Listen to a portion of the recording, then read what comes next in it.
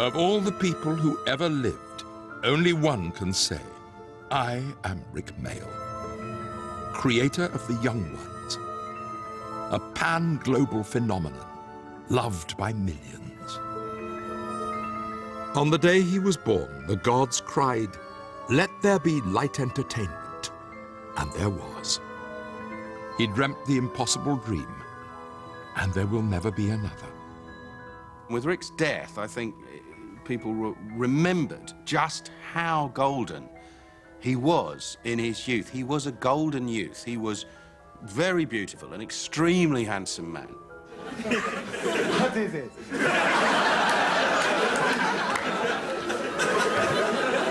Right on. He did more wonderful stuff than most, and when it was wonderful, it was very, very wonderful.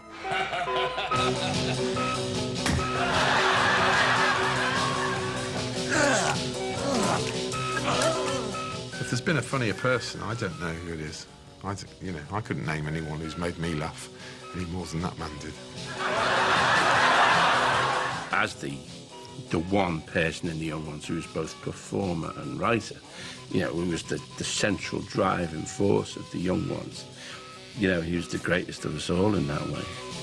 Rik seemed to be able to produce this stuff and be fairly sane and normal, which is great, Hello, everybody. Action! When you're Rik Mayall, why would you worry about being funny? He didn't have to worry about anything. He was Rik. He just had to be Rik, and that was that. Comedy weapon, joke machine, gag apocalypse. I bit my nose, women get pregnant. If he was a mathematician, you'd go genius. If he was Einstein, he'd get a Nobel Prize. That's how brilliant his brain was. Not that many are beautiful and that funny. We can't believe he's gone because he's still here. In interviews, films, and photographs never seen before. Some things last forever. Like the legend of Rik Mayall. Why isn't Rik Mayall in a 3-hour program? Why is he only in a 40-minute program with other actors in it, for God's sake? Surely it should just be Rik talking about himself on his own forever.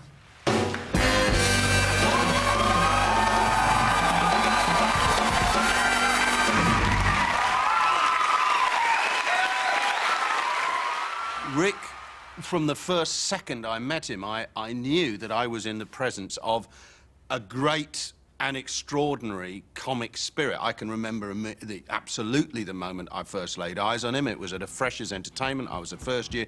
He and Aid were third years at Manchester University, and he just said, "Hi, I'm Rik Mayall." And he said it with such utter confidence, utter joy in himself. I mean, he had some quite good lines. He said something about the first rule you have to do if you're a first year is if you're a girl, you have to shag Rik Mayall, and if you're a guy, you have to introduce Rik Mayall to a girl that he can shag, or something like that. But it was the wonderful comedic confidence. He enjoyed being Rik Mayall enormously and hilariously. He certainly wasn't shy in proclaiming that he was the best. You can do that if you are the best, can't you? His kind of shtick was these layers of fake modesty and fake arrogance. You never could tell which was which, but you knew ultimately that he was a big-hearted and warm person, and he didn't, as much as he kind of grandstanded this insane sort of boasty personality, he had a huge amount of humility. Am I pleased to see you, or did I just put a canoe in my pocket? Down, boy, down! I have always been known as the man with the largest penis on the planet. I've always kept quiet about that. What does a man with a 2-foot cock have for breakfast? This morning I had a boiled egg.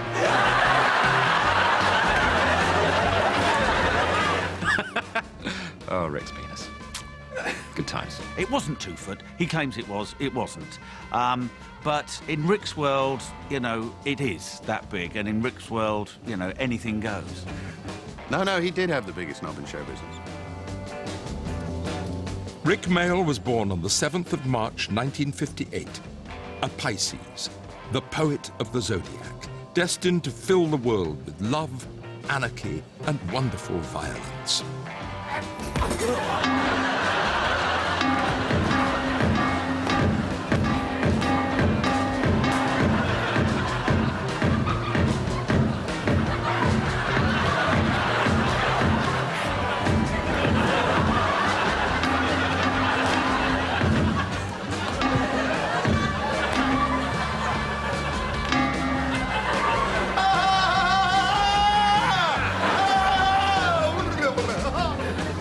comedy is at its purest, at its most sublime, is when it comes out of nothing. It's not a clever line, it's not some observation, and that's what was really sublime about Rik.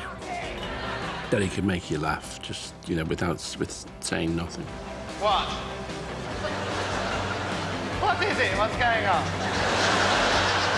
It's the first time it felt like these characters are for me to laugh at. I'm not having to struggle to work out why he's funny. He just is funny. You know, my grandparents disapproved of him, which was perfect.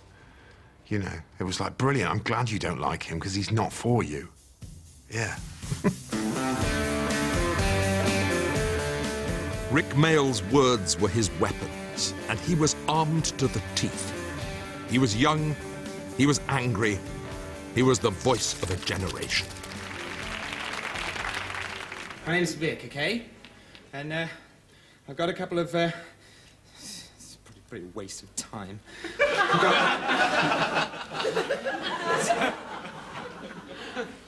Right, got a couple of poems here. I don't know if any of you are into poetry at all. Shut up! I've always liked being crap. Playing people who are really crap at doing things. Perhaps I should ask Vanessa Redgrave. But I don't know Vanessa Redgrave. And neither do you, theatre. First of all, he was so beautiful. Your eyes hurt. And then he did that poem about Vanessa Redgrave, and I've never had that experience since, is that you saw... There would never be anything ordinary about Rik Mayall, and the sign of things to come happened at his school in Droitwich, Worcestershire. The children were there to praise the Lord, but they found the Rik Mayall. My teacher said to me, now, Richard, I don't want you to sing at all because your voice is horrible. You have got a horrible voice, Richard. I'm quite serious about this. So I want you to move your mouth as if you are singing the hymns, but I don't want you to make any sound at all with that horrible voice of yours. Do you understand? Yes, miss.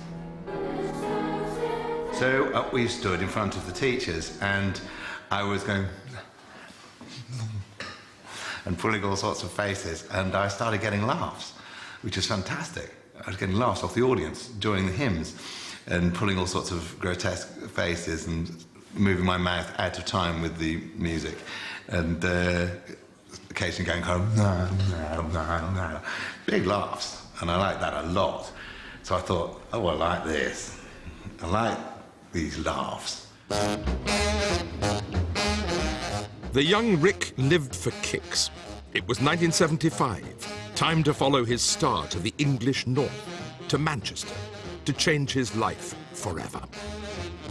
There's a load of us got in to Manchester University who were kind of sleazy naughty boys. And that's where I met Aid. He was a very sleazy naughty boy.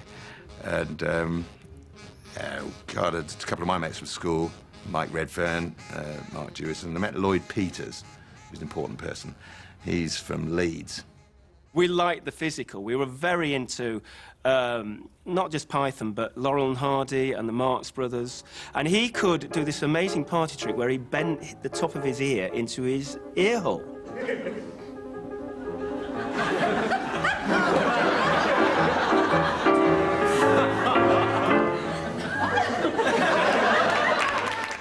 A very strange thing to be able to do, let's be honest. And it was kind of just sort of weirdly funny. There was quite a few talented young comedians doing something really differently.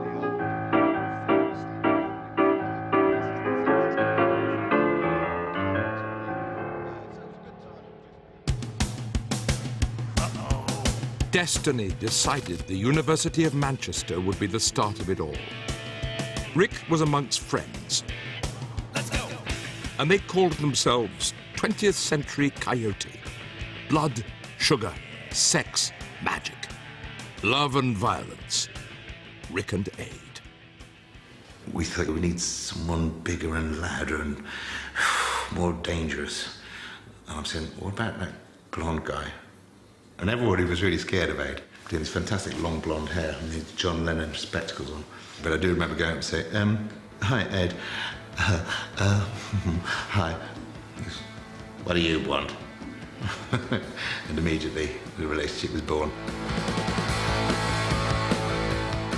Adrian Edmondson, the prince, the one who knew what had to be done. Together they were everything, intertwined and ascending to the stuff of legend. Two stars colliding for a lifetime. It was fate, and there were pubs. I'm afraid we used to pass a hat round afterwards. And then with the meagre money we got from that, we'd get drunk. Which seemed like fantastic. Go to pub, make a load of people laugh, get drunk. Where's the problem in that? Show off, make some people laugh, get drunk. Ask girls to come and see it. Girls get impressed by the show, shag girls. Shag girls, get drunk, have good time. That is light entertainment. Manchester was conquered and London was calling. To the lawless underworld of Soho they came. I'll do you, sunshine. 20th century coyote. Now just Rik and Aid, a.k.a. the Dangerous Brothers. I first saw Rik. I didn't know it was Rik. I just knew this wonderful, extraordinary double act that he did with Adrian Edmondson. And that's the first time I saw it. And I marked them down at the time as being, these are this is something pretty extraordinary. Yeah, these guys are special. Go ahead, gentlemen. What's that? The French goose with a berry on pegging buttons in a lift with its beak. And the lift goes up and down. What's that? We've got it, we've got it. A gooseberry! A bloody gooseberry! A gooseberry! I'd never seen anybody that confident on stage, ever. It just seemed like this is where he lived. He was completely in control of that audience, and people like Jack Nicholson were going to see the show. And Rik was just, and Robin Williams was performing, and Rik was just not even considering them as competition, you know. He was just on stage loving it. He would just stare at the audience, he'd just start talking, he would be, and it was just hilariously funny. You just thought, this guy could do anything he likes. Yeah, we got some, yeah,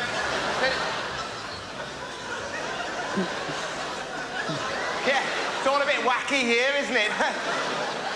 We're all a bit mad. We were up till midnight last night, eating biscuits, anything. We're crazy, we don't care. The first time I met him, I was going to the comic strip to perform and went into the dressing room, and Rik was sitting on the table with his back to the mirrors with his legs crossed and his hair all spiky, and he said, "Hello, I'm Rik and I'm a feminist." And he was so funny, both in his work and outside his work. He was hilarious, and there was that kind of glint of mischief and a bit of danger. I adored him. I thought he was wonderful. I can't get used to somebody that talented being that sweet, but he always was. At the high school hop last Saturday night, the moon was out, the stars were bright. I saw a girl with golden hair. I asked her to dance, and she said, yeah. We wheeled and rocked, and hopped and bopped, and flipped and flopped, and then we stopped, and then we started again, and danced some more. I bought a Coke, and we shared the straw. Dug, dug, dug, wop, oh gosh, I'm so lonely. Oh gosh, won't you help me? Why did you take her life when she was to be my wife? You know, as I watched them perform, I thought that there was something I'd never seen before. Christ! Oh gosh, I'm so lonely! Oh gosh, won't you help me? Why did you take her life when she was to be my wife?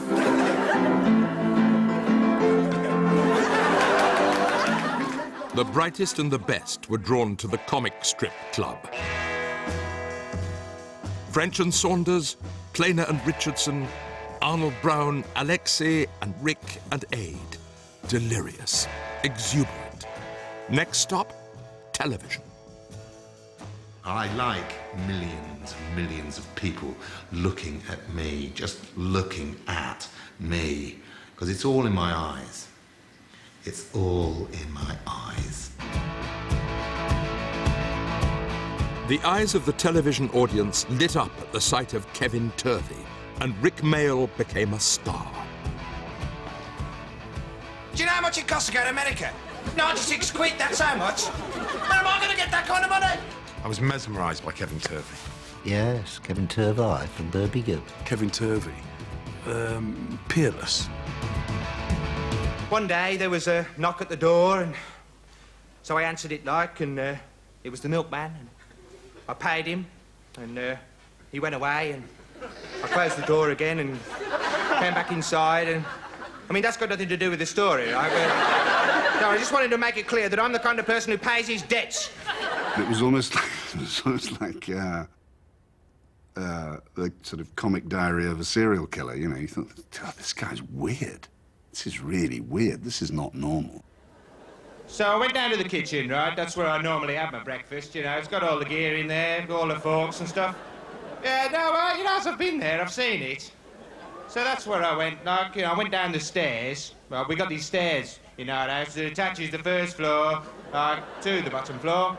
No, it's dead convenient, like, where it saves all that trouble of, like, getting out the window and shinning down the drain pipe, you know, breaking into the kitchen window, going in and doing it all in there. It's a waste of time. So I use the stairs anyway, as per usual. Kevin Turvey was so boring and so precise. He saw himself as an investigative reporter, and he would investigate lampposts or something. And he was in love with a girl called Teresa Kelly, who wasn't interested in him. So I went out to the phone and picked it up, right? Dialed the number. I won't actually, like, tell you what the number was, because it's not important. It'll just waste time if we start talking about telephones. And she answered. I got the number right, and she said, "Hello?" I said, "Teresa Kelly, this is Kevin Turvey. Would you like to come over and have supper with me? What we're having is potatoes and gravy and sausages with nothing on it at all, and then have sex with me afterwards." And she said, "Well, I'd like to, Kevin, but I've just been hit by a bus and I'll be in a coma until Wednesday." It's always happening to her, that. There were other strange characters around in the 1980s, and confrontation was everywhere. Britannia was ruled by fear, and the kids, punks, skins, and rastas were on the street, and the cities burned. From the flames stepped the people's... I've been waiting 2 hours for this! It's a revolution! It was a revolution in the head of Rik Mayall. A hippie and a poet in the same house. Inspired, explosive, beautiful. Because although to you lot, I seem to have about as much importance as hippie. A hippie, it does happen to be me that does all the cleaning round here. Moan, bawling, just because you do a little bit of housework. Oh, Neil! Orange Phil! If only I could see you again! Into the student house came Ade Edmondson's psychotic Vivian, Chris Ryan as the cool guy Mike, and all kinds of Alexei Sayle. At just 24 years old, the sexy genius Rik Mayall gave the people the young ones. British comedy, and it really was the launching pad for all our careers. I definitely thought I'm in the presence of greatness here. This is terrifically good. Part of the reason it's so good, it's innocent. You know, it's unstructured. It just ignores any of the rules because they didn't know what the rules were. Young Ones was a hit from the first episode, and Rik was clearly the star from the first episode, and that's rare. That doesn't happen very often. I certainly didn't know whether anything would happen with it, but it did. And it was amazing when it took off, you know, almost immediately. It was responded to. I thought The Young Ones was one of the best things I'd ever seen because it was different to all the other stuff that went on. It had a different sensibility to it. There was a moment where the lunatics had taken over the asylum, and it was great. I was in the audience at a lot of those shows, and Rik and Ade, I think Ade was chanting, as Vivian was chanting, "Virgin, you're a virgin, virgin!" They had this big, sort of slappy, girly fight, slapping at each other. Virgin! I'm not a virgin! Virgin! I am not a virgin!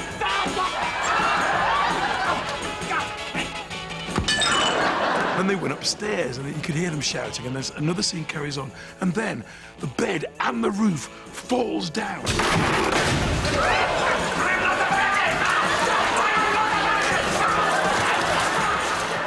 continuing fighting. It was one of the greatest stunts I've ever seen done in a TV studio, ever. Honest to God, you just thought, who are these guys? And how are they allowed to do this? It was just brilliant.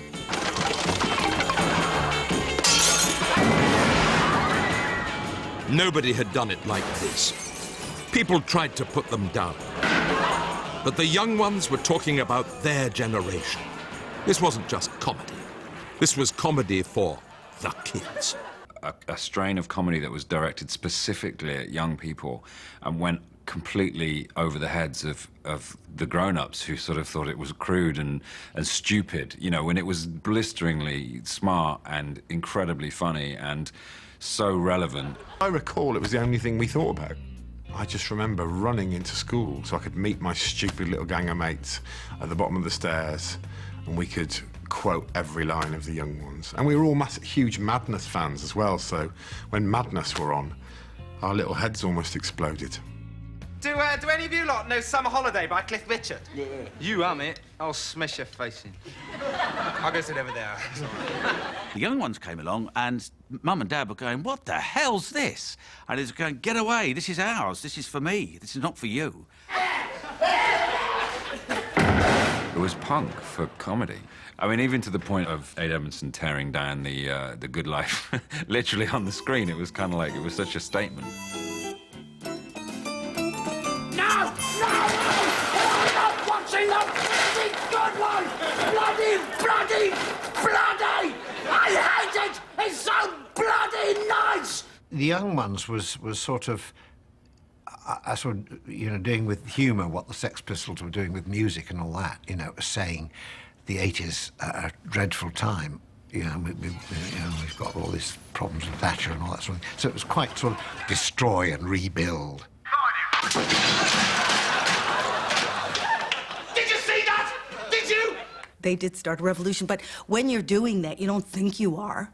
It's just that this was healthy. The success of the young ones was a huge thrill for everybody, I think, And Rik in particular came out of it the most successful and loved comic in... Rik and the Young Ones was just breathtaking. I just thought it was a fantastic joke. You were sort of laughing with him and laughing at him. It was just so exciting. Kind of weird magical realism of the show. I used to love the fact that the vermin and the vegetables spoke in the house, and it existed in this weird, like Narnia. Fueling Rik's fire with jokes were Lisa Mayer and Ben Elton, comrades writing lurid tales of student life in Manchester. When you were all at university, did you meet people like the people you play, or on a We were mild... people like yes. the people. You were? Well, they were. Ben and I both lived in a house at different times that was basically exactly the same, if not a bit worse, than the house that they live in the show.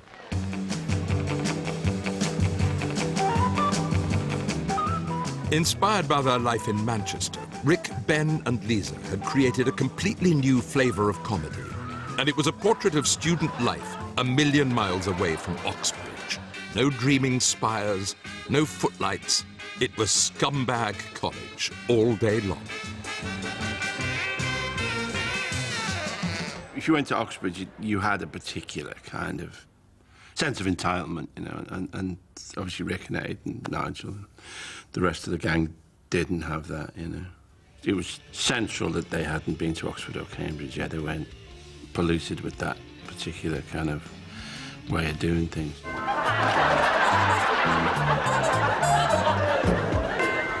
Hello and welcome to another edition of University Challenge. It felt more like it belonged to us than it was us watching some very, very clever people be very, very funny, which is what Python could often be, You'd see Pythons do sketches about philosophers and stuff, and you'd marvel at the brilliance of it, but you didn't feel like, I don't know anything about that. Whereas I knew everything about, bogies and Toxus O'Grady and all that stuff. That felt, yeah, that's definitely my wheelhouse. There was something, clearly in Ben, and I suspect in Rik as well, there was something of Manchester looking out at the rest of the world and saying, come on, we're as good as you. We're going to take you on. The beautiful young ones were on a high and couldn't get much higher. I met Little Richard once and we talked about how to give the audience a good time. I said, get the band on the stage and you get the audience high. When they're as high, you get on the stage yourself, and then you take them higher till they can't get no higher. And when they can't get no higher, you get off that stage. It was all over for this revolutionary sitcom. After 12 episodes of anarchy, the young ones crashed and burned. That's why we finished The Young Ones after 2 series. I think we've done really, really, really, really well. And we've always tried to keep the jokes original. We can't think of any more originality because their brains are just exhausted. They've had a really good shagging, okay? Kill the students. Drive the bus off the cliff. Finish, walk away. Next one. Resistance was futile. The boy from Droitwich was now king of comedy. And before him lay the corrupt wasteland of showbiz in filthy, rich and cat flour. 2, 3, 4. Happiness, happiness. Thank you, ladies and gentlemen. God bless you one and all. The greatest thing that I possess, the smile of a child, a beautiful woman, just simply being British. Rik was a very, very handsome man. In all his comedy, he made himself ugly.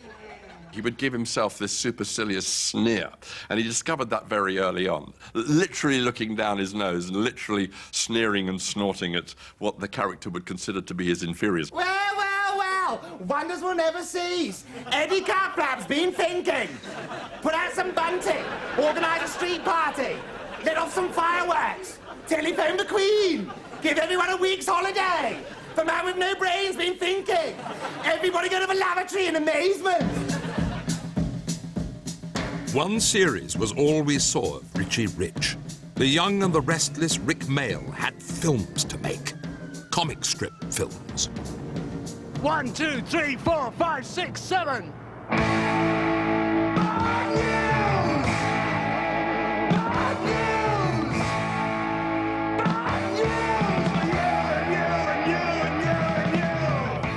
One of the best comic strips, I think. Well, God, how many have there been? 30 or 40. But a very good one was Bad News. You have British heavy metal and British documentary making being ridiculed. Yeah, I feel a bit wrecked, you know. Did you see the whistle test last night?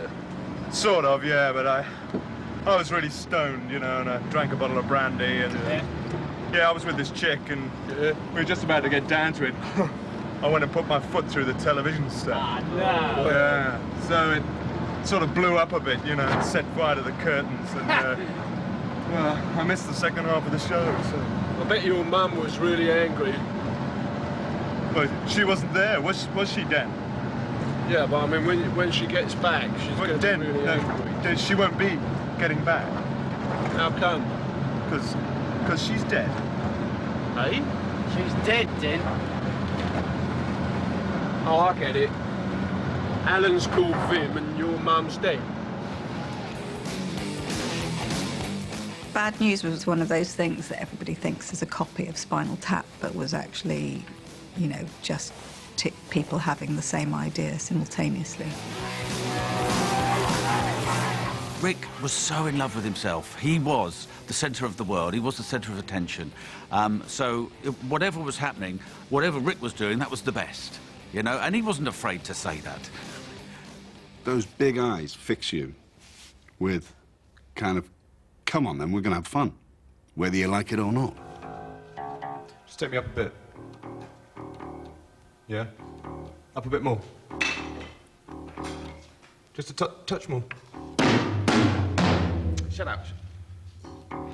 Can go up a little bit higher, can't it? I know. All right, just another 2 or 3 notches. Good. Yes. Oh, well, just a little bit more. Okay. Up a touch. Up just a touch. Lovely. Okay, we'll try it there.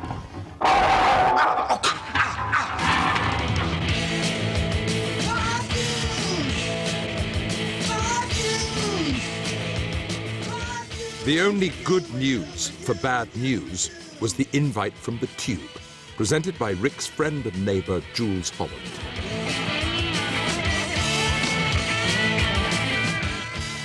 We're a very visual band indeed. Well, you still want to do an interview? Yes, yes, please, yes, yes. Do you want... I think it's probably just me. Well, no, we can have all the band in. Whatever. I remember when they came up and were doing the bad news on the tube, and they said, right, OK, so you do this, and you said, I was suddenly having to remember, and it was like, you know, I said, well, you're going to have to guide me through this, because I haven't really, you know, but they assumed, like them, I could do acting, but that wasn't really my speciality. And what are you saying to the kids? What I'm trying to say, I mean, when I'm writing a song, I look around, right, and I see everything in the world that's happening, and I'm just asking for vengeance, that's all.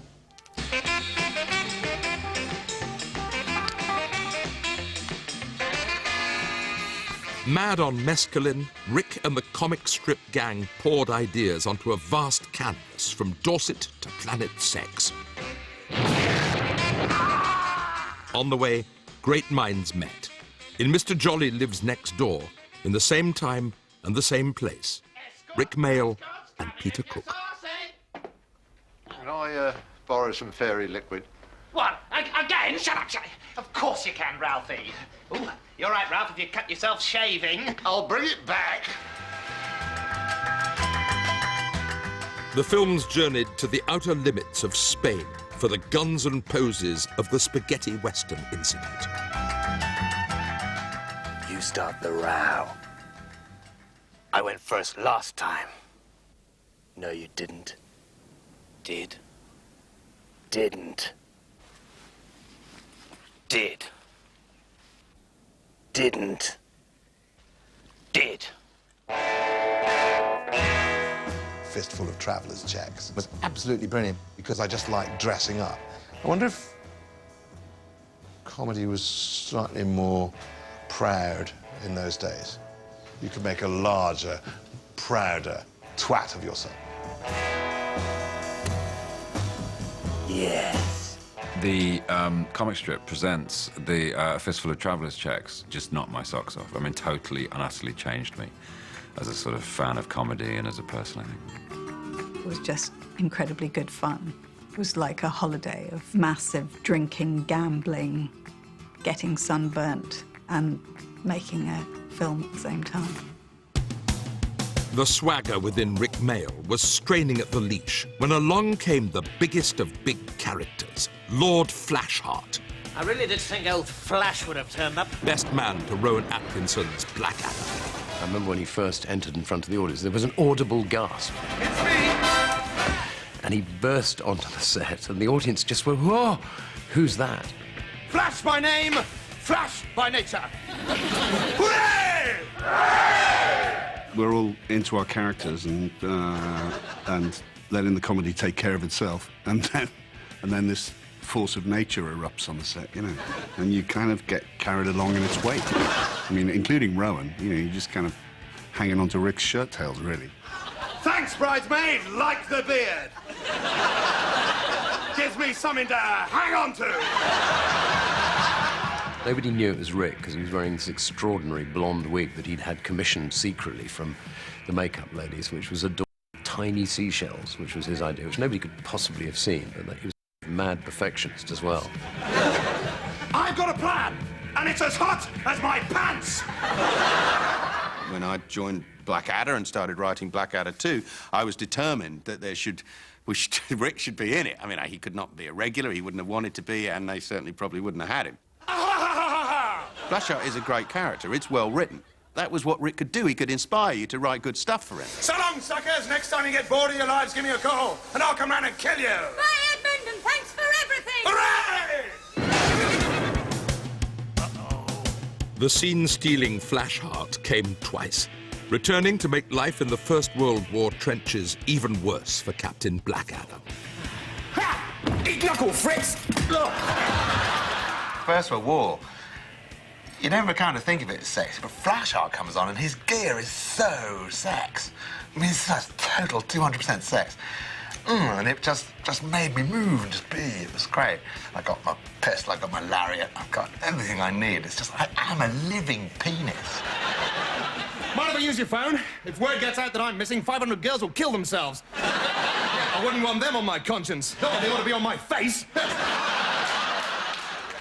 He pretty much stole everything he was ever in. Flash is not dead. I simply ran out of juice. Yeah, and before all the girls start saying, oh, what's the point living anymore, I'm talking about petrol. Woof, woof! He made no secret of it. He'd walk in and say, right, I'm going to steal it, you know, and then he would. And I think nobody ever minded, because Rick's greatness was so unique to him that even if he did steal something, in a way, he didn't detract from anybody else, because he was like this sort of firework in the middle of it. Rowan was sort of blown out of the water by Rick. You know, it's like he's playing... He's not playing by the rules. He's actually come on and just ripped through the whole episode and stolen it lock, stock and barrel. It's me! Hooray!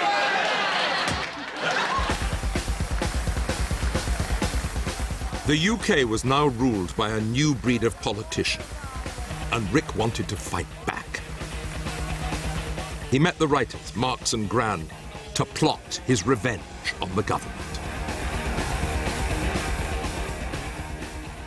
I said, yeah, I want a real bastard who's in the... And we were talking about how much we hated the Conservative government because of the unhappiness that they caused. I mean, real pain, hardship and unemployment, and they destabilised the only kind of defence that they had, the union movement.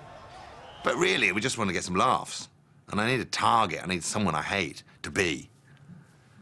And so I said Buzz, and someone probably, Lawrence or Morris, said, well, we call him Bastard. Yeah, that's good. Conservative MP Alan Bastard was the supervillain Rik was born to play. Hello, Alan Bastard, biggest majority in the House of Commons. He beautifully embodied the evilness of that regime. Remember the Falklands, Gov? Indeed I do, I made a fortune. To carry that kind of arrogance and sneer and snobbery and bigotry without making it too horrible to watch it's really, really clever. He just, I think Rik had a power to what he did, which made him always watchable. And when he does Alan Bastard and all that, nasty, nasty character, but there was something kind of terribly watchable about it. I'm your new French mistress.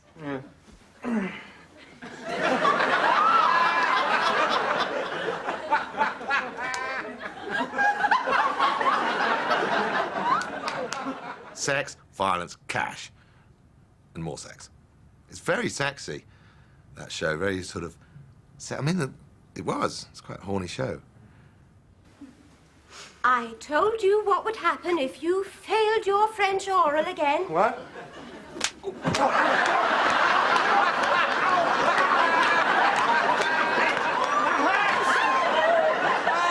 supposed to hurt. You Stupid trollop!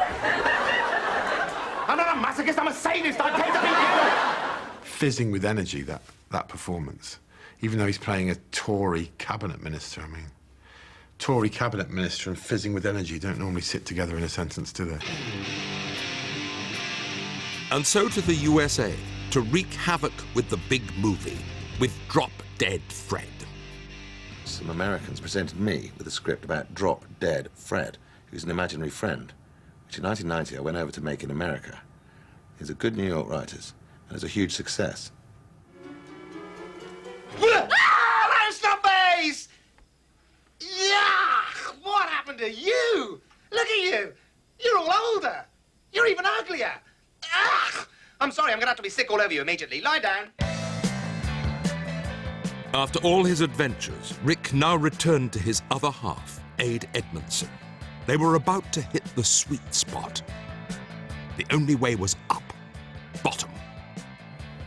The young ones was your teens, then the So Filthy was about your 20s. Let's say that Bottom was about your 30s, where there's just, youth is just like shit now, like life is fucking nothing. When Rik and Ade invented these two absurd, endlessly bickering characters living this half-submerged life in a sort of sleazy world of nothingness, it was Rik and Ade at their best. Okay. Let's sort this out. Are we good friends, Eddie? We've known each other for a long time. We can talk. And there is something I have been meaning to say to you for the last 25 years. Oh, what's that? I hate you! I hate you! I hate you! Go away and crawl away and die in a ditch somewhere, you bastard! Bottom was fantastic. It was two people that shouldn't be together but are, that just constantly going at each other.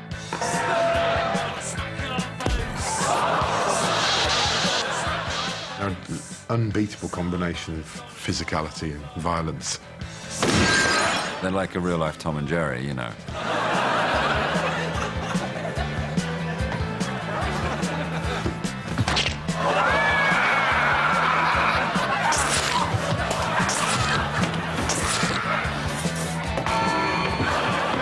Aid and Rik really spent a lot of time working out exactly where the camera should be so that it really looks like you've hit somebody properly with a fright, but it takes a lot to do. They were capable of really, really smart, blistering satire, fantastic sort of politically skewed, you know, contemporary comedy, and yet you could see what they loved doing was punching each other in the face, you know?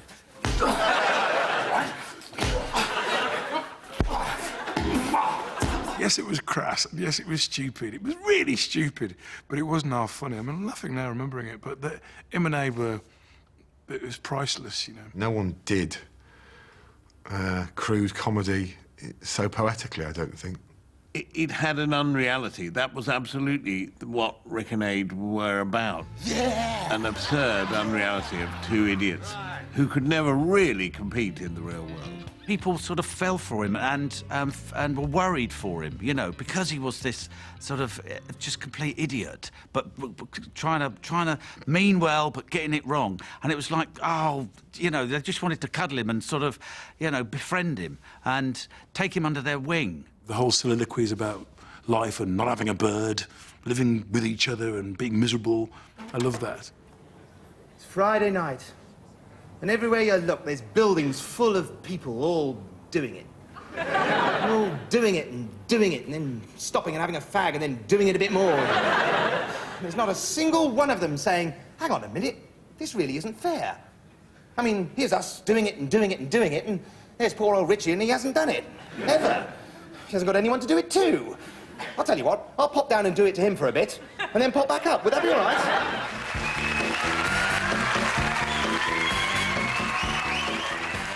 Bottom was the Rik and Aid masterpiece. Men leading lives of noisy desperation had never been so spectacularly funny. And Rik's adoring fans loved every minute.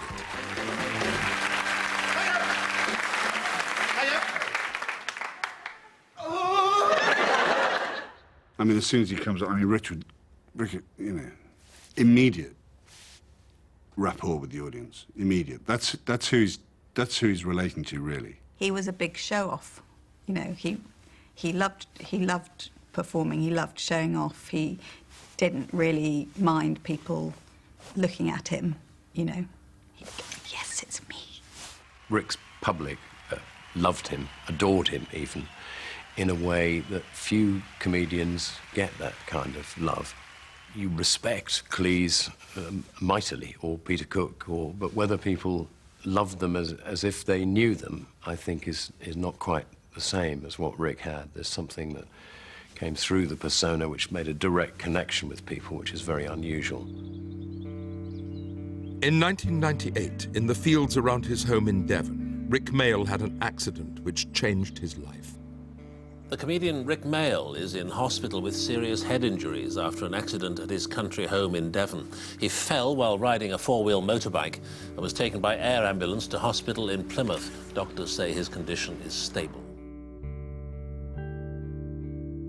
I was technically dead for 5 days. What's fantastic about that is that it happened on what my kids call Crap Thursday, because it was the day before Good Friday. Easter '98, and I died that Thursday, and then I came back on the Monday, which is the day after Easter Day. Lord knows I'm a modest man, but I beat Jesus by 2 days. The accident seemed to have stripped him back down to his essence, really, of this very sweet, slightly vulnerable, rather kind, gentleman, really. Rik and Aid resumed their partnership with the mayhem of Guest House Paradiso. We were wondering if you had any rooms. Yes, we'd like 2 rooms adjoining. Yes, with a sea view, please. Gosh, you're quite forthright, aren't you? In your demands. My word, Eddie, important people here. Well, first things first. You got any valuables that you'd like me to put in the safe? Working with Rik was, you know, I was starstruck, you know, and we'd sit and talk about the young ones. And Rik, he'd not long had his accident, and he was a self-confessed scatterbrain, so I would know more about the show and remember more about it than he did. But it was so fun to be around him and see how he interacted with the crew. You know, everyone seemed to love him, and he was quite openly insecure about stuff, you know, like he'd do a take, and if the crew didn't giggle, he'd want to know why, you know. And it was like, well, because they're being professional, Rik. Do you know what I mean? They're trying not to ruin the take by snorting over the sound. Rik Mayall's return to television in Jonathan Creek was another triumph. Morella Carney had already departed this world by 12 noon yesterday, a good 4 hours before she shot herself. And if you can come up with a better trick than that, Mr. Creek, I'd like to see it sometime. There would be countless more television series and films.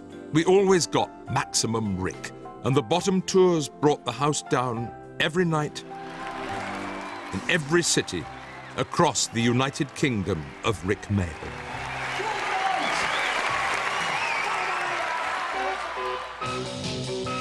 You fat prick! Like good whiskey, Rik Mayall got better with age. The devilment deepening, the behavior unhinged. And as Greg Davis's father in Man Down, a performance as good as it gets. I wanted to show her how much I cared. So every night, 7:30, I'd walk here and wait for her to come to that very bedroom window. I'd wave at her and blow her a kiss. She'd blow me a kiss. Then I'd walk home again. Every night? Every night. 18 months and 11 days. That is one of the most romantic stories I've ever heard. Well, anyway, all's well that ends well. Eventually, I fucked her against that wall. What? Yeah, that very wall. Certainly since my late 20s, people have been telling me that I look like him. And so when I knew I had a sitcom, he was the fantasy casting to play my dad. All right, thank you, goodbye. Right here. Like this.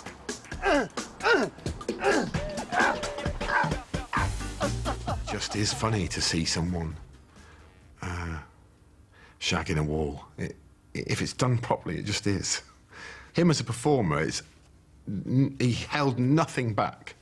He threw caution to the wind. He threw himself over a car in a bear suit.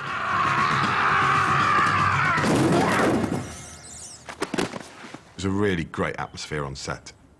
I had a hug every morning from Rik Mayall. Yeah, every morning on set, I was greeted with a hug. Does he need a hug from the bear? Come and have a hug from the bear. No! He put his arms round me and he whispered, "Comrade," in my ear. And I thought, yeah, I won't be forgetting this moment in a hurry.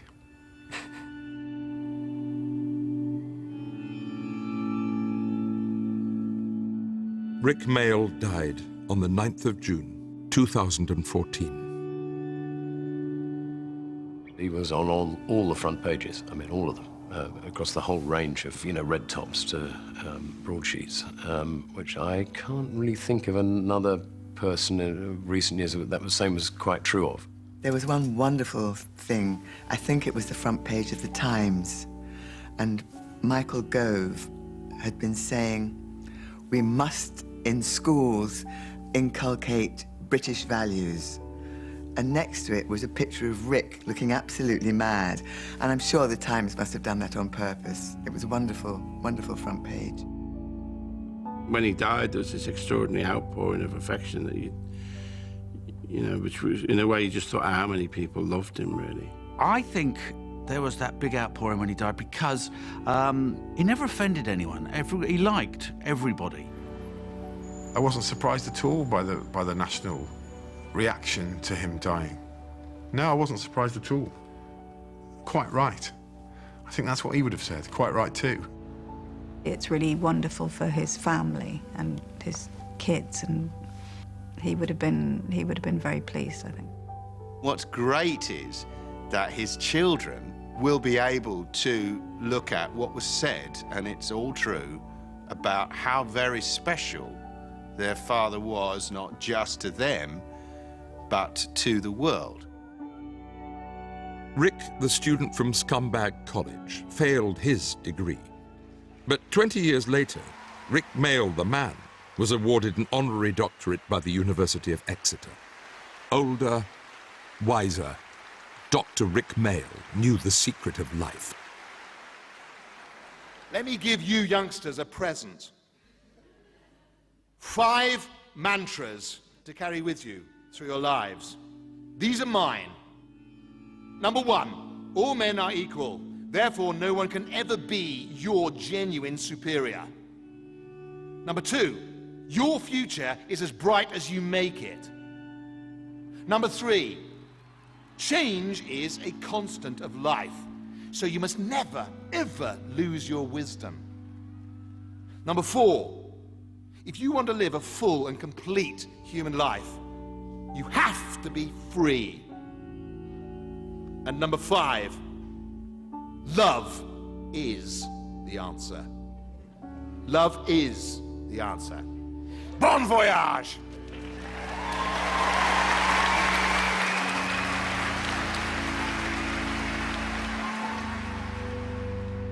He was unique. People like Rik don't come along very often. Blimey, 56, you know. That's too young. Yeah. It does seem impossible that that amount of energy can be extinguished, you know. It's where you find yourself, you know, wishing you were a Buddhist or something, and think, well, it must go somewhere else then. It must go into somebody else, you know. That moment somebody's been born with Rik's energy and talent, that'd be something. Last time I saw him properly was at a birthday party, and he was just very funny and very charming. He wanted to work, he was pitching ideas, you know.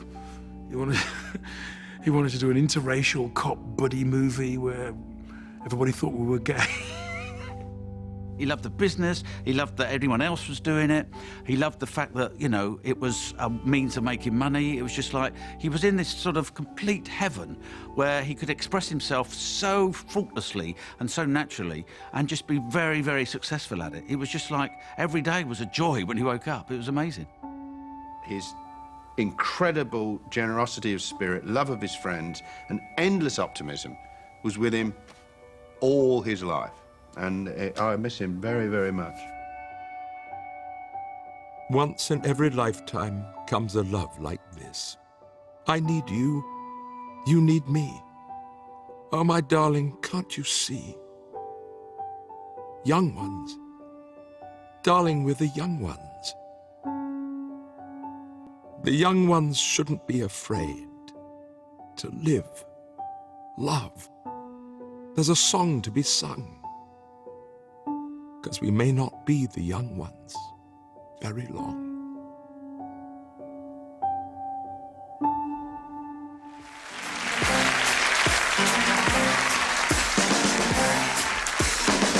You're looking for trouble?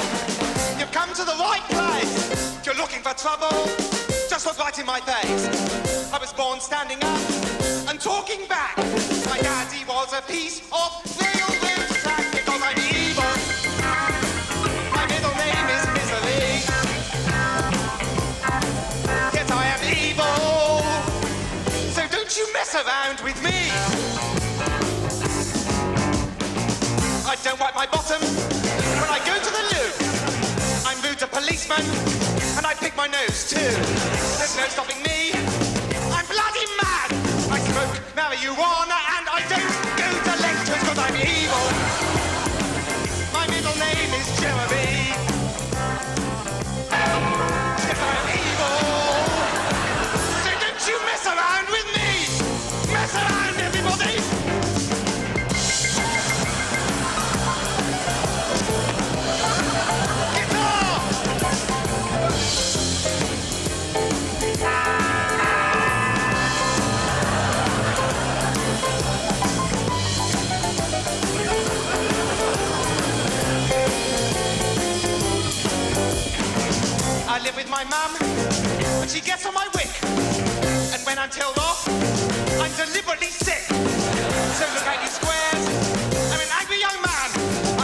showed my willy to